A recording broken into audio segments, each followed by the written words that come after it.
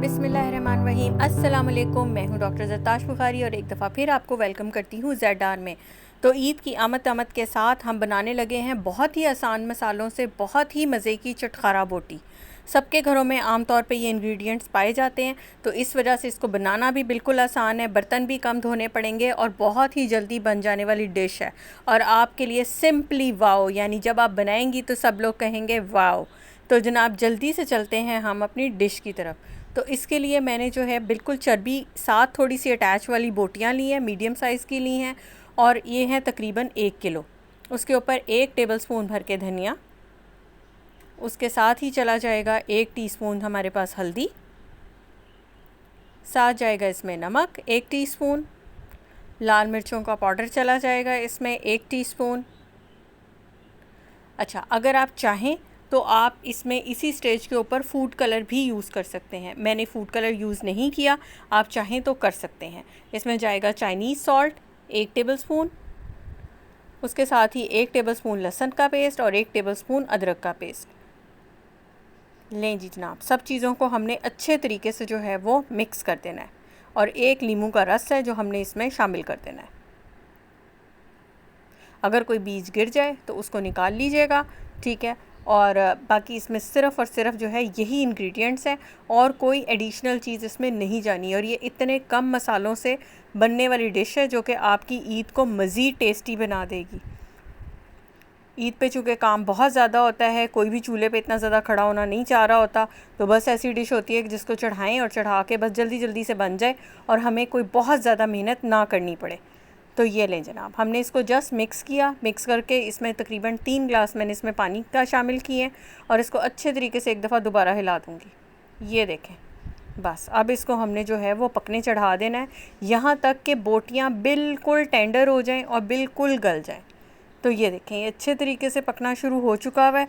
अब इसको तब तक पकाना है जब तक इसका सारा पानी ड्राई नहीं हो जाता। मुझे तकरीबन इसमें 45 मिनट प्लस ही लगे थे, तो इस वजह से मैं आपको ये बता रही हूँ कि इतना टाइम बीफ के उसमें जो है वो लग जाता है।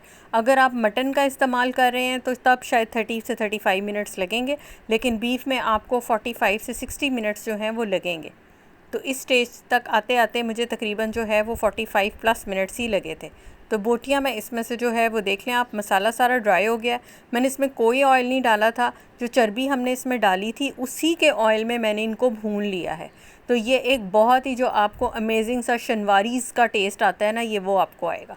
तो ये देखें, हमारा अच्छा सा जो है वो गोश्त रेडी है। अब इसमें 1 टीस्पून मेरे पास है कुटा हुआ धनिया और 1 टीस्पून है भर के लाल मिर्चें। चूँकि चटखारा बोटी है तो इस वजह से मिर्चों का कंटेंट जो है थोड़ा सा ज़्यादा है, आप चाहें तो वैसे अपने हिसाब से कम कर सकते हैं।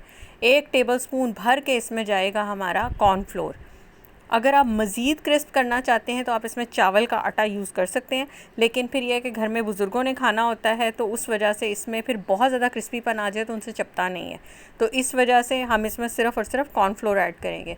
ऑयल को अच्छा हीट अप करना है और जस्ट 1 से 2 मिनट के लिए आपने इसको जो है वो फ्राई कर लेना है। ये चूँकि गला हुआ है, सिंपल इसको सिर्फ़ और सिर्फ हमने कलर देना है। तो 1 से 2 मिनट हो चुके हुए हैं और हम इसको जो है वो निकालना शुरू करते हैं। तो हमारी क्रिस्पी बोटी बन के बिल्कुल रेडी है। एक चीज़ जो साथ है वो ये है कि चूँकि कुर्बानी का गोश्त होगा, आप सब ने माशाल्लाह खाना है, सब कुछ करना है, तो उसका आसान हल ये है कि इसके साथ बहुत ज़्यादा आपने सैलड का इस्तेमाल करना है। तो बीफ बोटी चूँकि आपकी जो है वो सैलड के साथ एक अमेजिंग सी जो है वो आपको कॉम्बिनेशन देगी, तो इसके साथ बहुत सारी सलाद आपने जो है वो ज़रूर सर्व करनी है। साथ में मैंने इसके बनाई है ग्रीन चटनी, साथ में है मेरे पास इसकी रेड चटनी और 3rd नंबर पे है मेरे पास इमली की चटनी। तो ये 3 चटनियाँ जो हैं मैंने इसके साथ बना के रेडी की हैं। तो हमारी अमेजिंग सी चटखारा बोटी बिल्कुल रेडी है। आप बनाएं, खिलाएं और उसके बाद मुझे ज़रूर बताएं कि कैसी बनी। तब तक के लिए अपना बहुत ख्याल रखिएगा। अल्लाह हाफ़िज़।